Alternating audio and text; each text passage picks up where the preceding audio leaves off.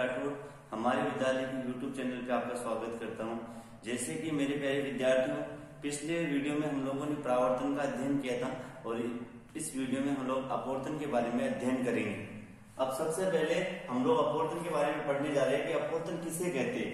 अपवर्तन कहते हैं किसे कि जब प्रकाश की किरण एक माध्यम से दूसरे माध्यम में प्रवेश करती है तो प्रकाश की किरण अपने मार्ग से विचलित हो जाती है। इस घटना को प्रकाश का अपवर्तन कहते हैं।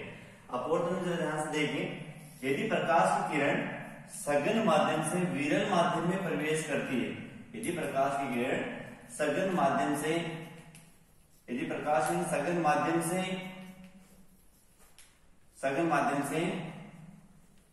विरल माध्यम में प्रवेश करती है, तो जैसे प्रकाश में सघन माध्यम से विरल माध्यम में प्रवेश करेगी तो अपवर्तित प्रकाश की किरण है वो अविलंब से दूर हटती है।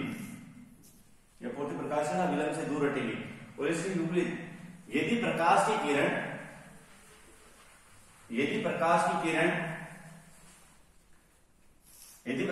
विरल माध्यम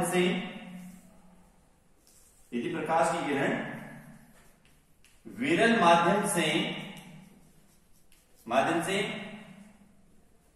विरल माध्यम से सघन माध्यम में प्रवेश करती है तो अपवर्तित प्रकाश किरण वो अभिलंब की तरफ मुड़ती है। यानी कि सबसे पहले हम लोग अपवर्तन के बारे में अध्ययन करने जा रहे हैं। अपवर्तन किसे कहते हैं कि जब प्रकाश किरण एक माध्यम से दूसरे माध्यम में प्रवेश करती है तो प्रकाश किरण अपने मार्ग से विचलित हो जाती है। जैसे आपके प्रकाश किरण जाने चाहिए थे किंतु अपने मार्ग से विचलित हो रही है, इस घटना को प्रकाश का क्या कहते हैं? अपवर्तन कहते हैं। तो सबसे पहले अपवर्तन कहते हैं किसे, ये पता होना चाहिए। नंबर 2, यदि प्रकाश किरण सघन माध्यम से विरल माध्यम में प्रवेश करती है तब तो अपवर्तित प्रकाश की किरण है वो अविलंब से दूर हटेगी। और यदि प्रकाश की किरण है वो विरल माध्यम से सघन माध्यम में प्रवेश करती है तब अपवर्तित प्रकाश की किरण है वो अविलंब की तरफ मुड़ती है। अपवर्तित प्रकाश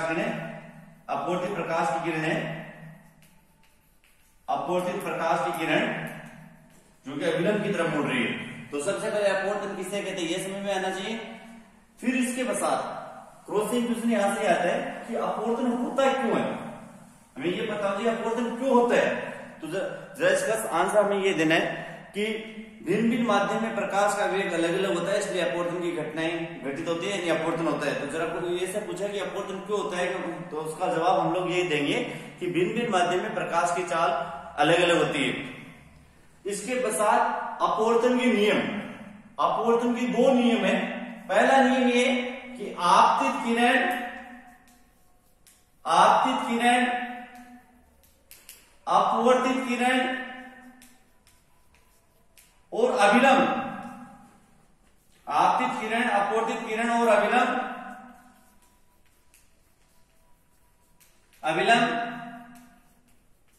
तीनों एक ही तल में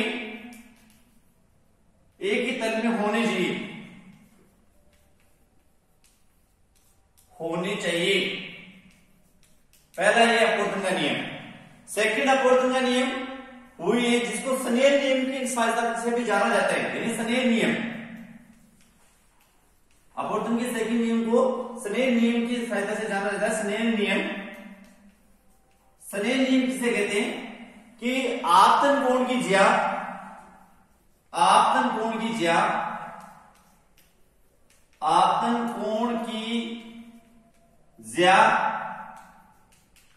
यानी साइन आई, आपतन कोण की ज्या तथा अपवर्तन कोण की ज्या यानी कि साइन आर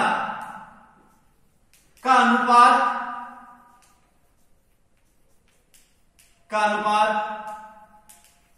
एक नियतांक के तुल्य होता है। का अनुपात एक नियतांक के तुल्य होता है, जिसे स्नेल नियम कहा जाता है। जिसे स्नेल नियम कहा जाता है। यानी कि गणितीय रूप में हम लोग इसको ऐसे लिखते हैं, एन या म्यू बराबर साइन आई बटा साइन आर।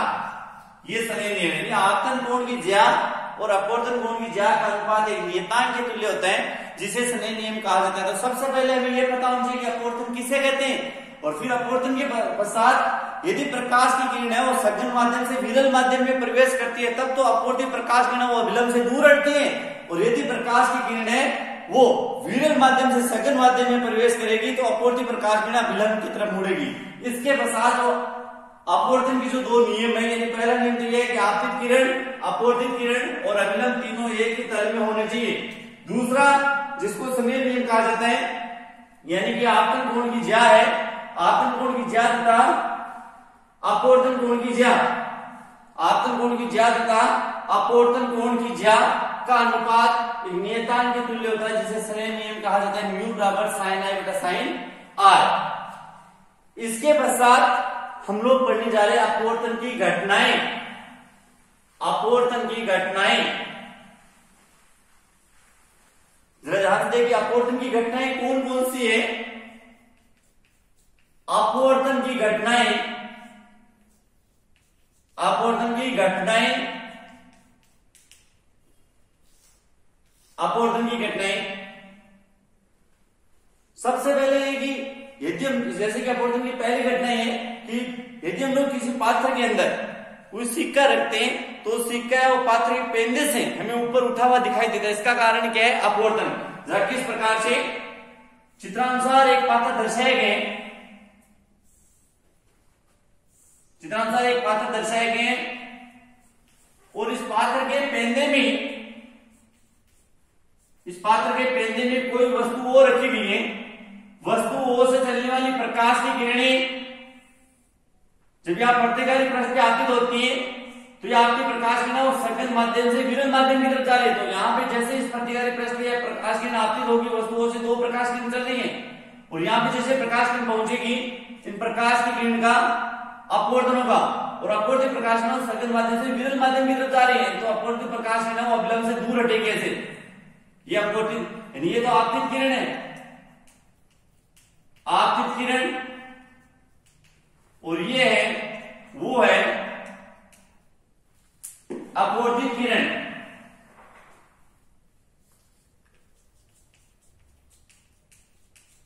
अपवर्तित किरण,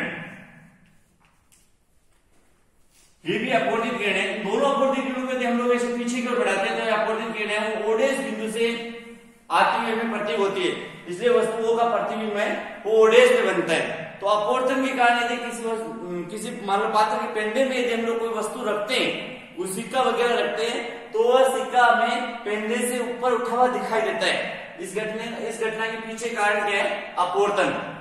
सेकंड, कांच की स्लेब द्वारा पार्श्व विस्थापन, कांच की पट्टिका द्वारा अपवर्तन, कांच की पट्टिका द्वारा अपवर्तन, कांच की पट्टिका द्वारा अपवर्तन। अब ध्यान से देखिए कांच की पट्टिका द्वारा किस प्रकार से अपवर्तन होते हैं। जैसे कि हमारे लैब में भी एक प्रैक्टिकल भी आता है, लैब में माइनर प्रैक्टिकल है कि आयताकार स्लेब के द्वारा कि उसका पार्श्व विस्थापन निकालना।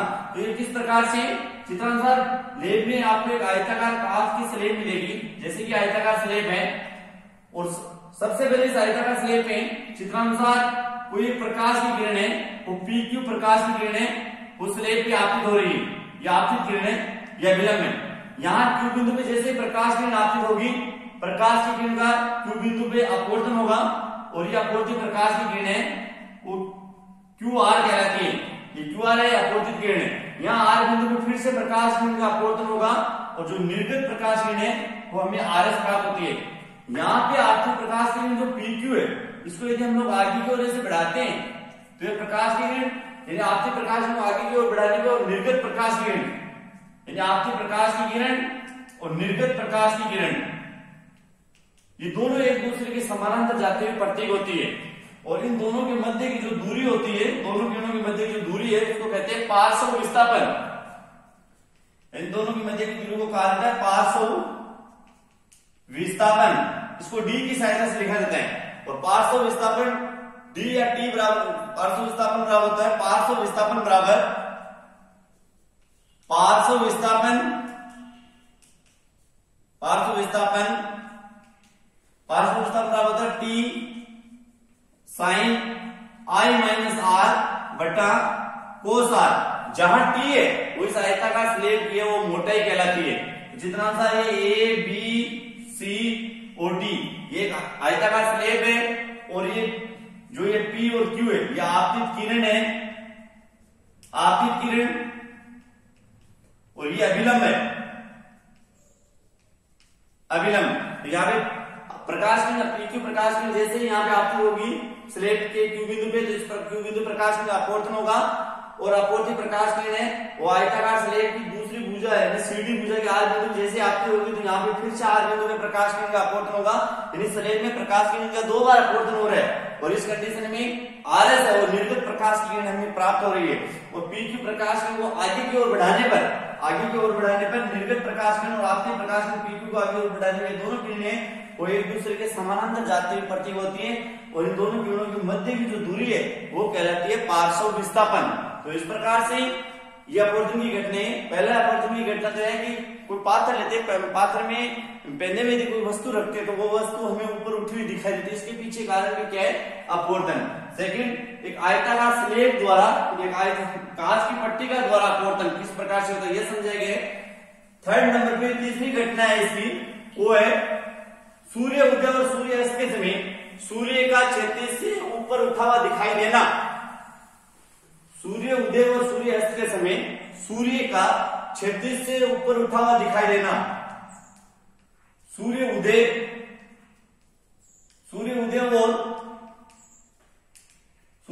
और अस्त के समय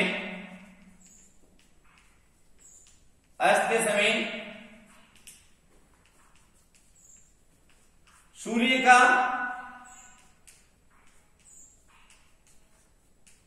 क्षितिज से ऊपर उठा हुआ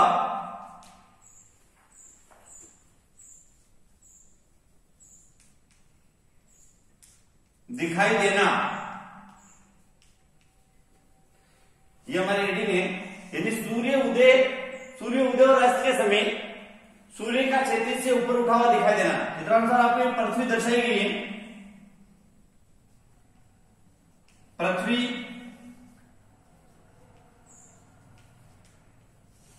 ये क्षितिज है और ये पृथ्वी की अलग अलग वायुमंडल की परतें हैं, अलग अलग वायुमंडल की परतें।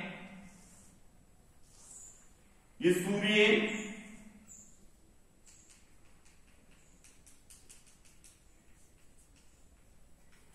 यहां से चित्र सूर्य क्षितिज से नीचे सूर्य से चले हुए प्रकाश की किरणें जब वायुमंडल की भिन्न भिन्न परतों में प्रवेश करती है तो भिन्न भिन्न परतों में प्रकाश की चाल भी भिन्न भिन्न है, इसलिए प्रकाश किरण का अपवर्तन होगा। यह अपवर्तित प्रकाश की किरणें, ये अपवर्तित किरण, और इस अपवर्तित किरण को पीछे की ओर यदि हम लोग बढ़ाते हैं तो ये क्षितिज से ऊपर यानी सूर्य का जो आभासी प्रतिबिंब है वो क्षितिज से ऊपर बनेगा। यानी सूर्य है वो क्षितिज से ऊपर उठा हुआ दिखाई देगा, इसलिए सूर्य क्षितिज से नीचे है फिर भी सूर्य का जो आभासी प्रतिबिंब है वो सूर्य से क्षितिज से ऊपर उठा हुआ प्राप्त होता है। तो प्रश्न यहाँ भी है कि सूर्य उदय और सूर्य अस्त के समय सूर्य का क्षितिज से ऊपर उठा हुआ दिखाई देने का कारण क्या है, ये भी अपवर्तन है। तो कहने मतलब हम लोगों ने सबसे पहले ये पढ़ा अपवर्तन क्या वो पढ़ा, फिर अपवर्तन के नियम पढ़े और फिर हम लोगों ने अपवर्तन की घटनाएं पढ़ी। अब नेक्स्ट इसी में पूर्ण आंतरिक परावर्तन, जो बोर्ड की दृष्टि से बहुत ज्यादा मोस्ट है। पूर्ण आंतरिक परावर्तन की घटना, पूर्ण आंतरिक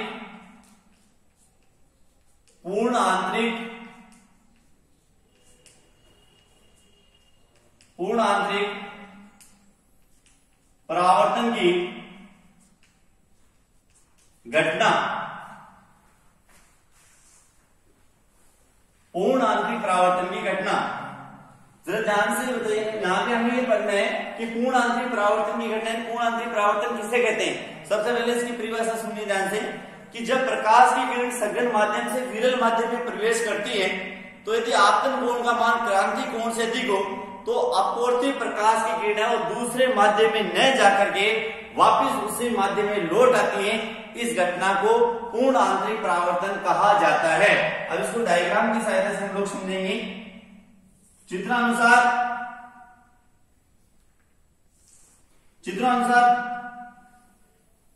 कोई वस्तु वो दर्शाई गई है, वस्तुओं से अलग अलग प्रकाश की किरणें से चल रही है, या आपकी प्रकाश की किरणें, सभी आपकी प्रकाश की किरणें वस्तुओं से चल रही है, और ये सघन माध्यम है, सघन माध्यम।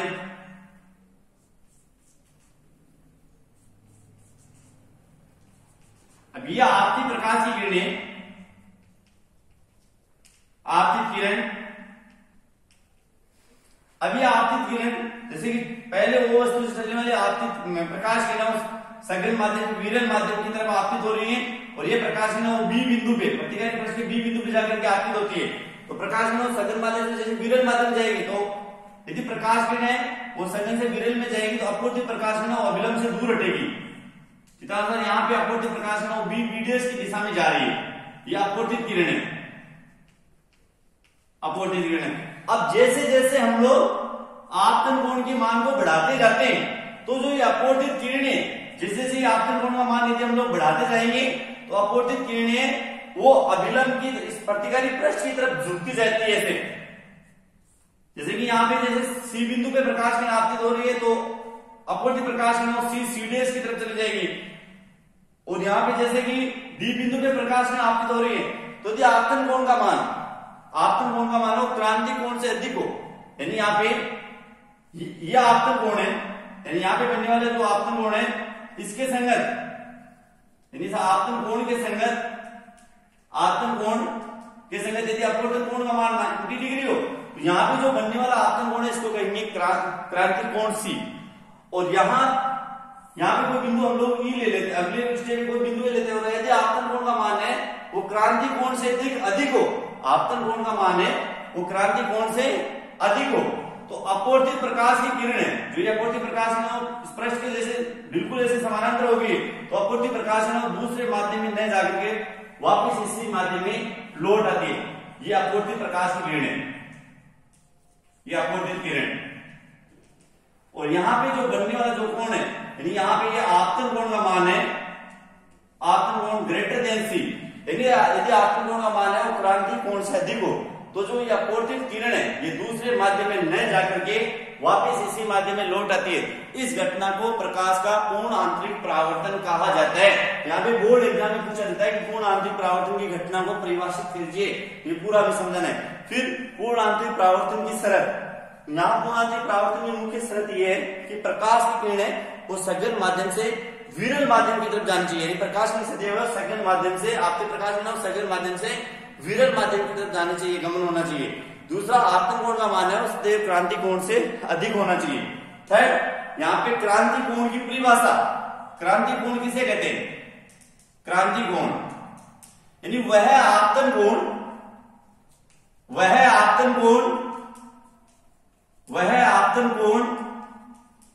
जिसके संगत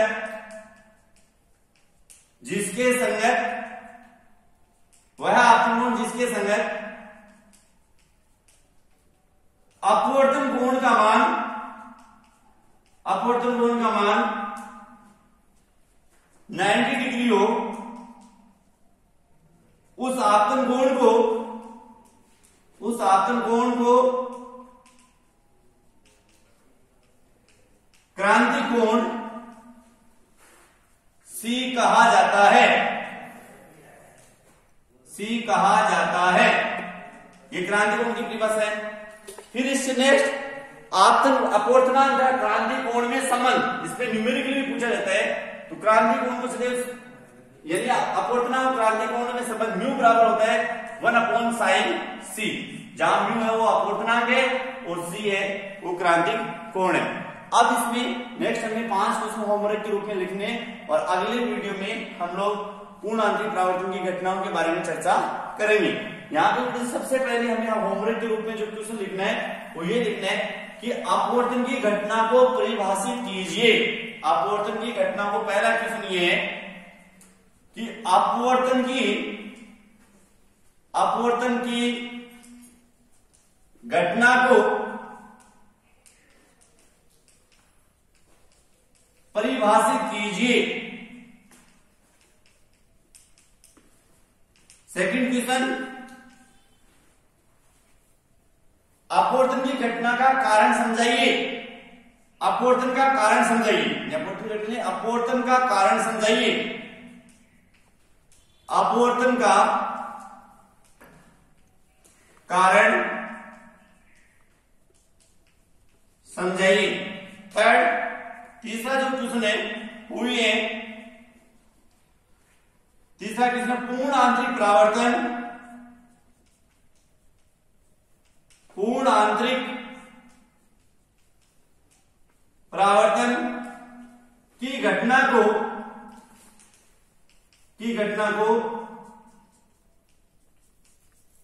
परिभाषित कीजिए।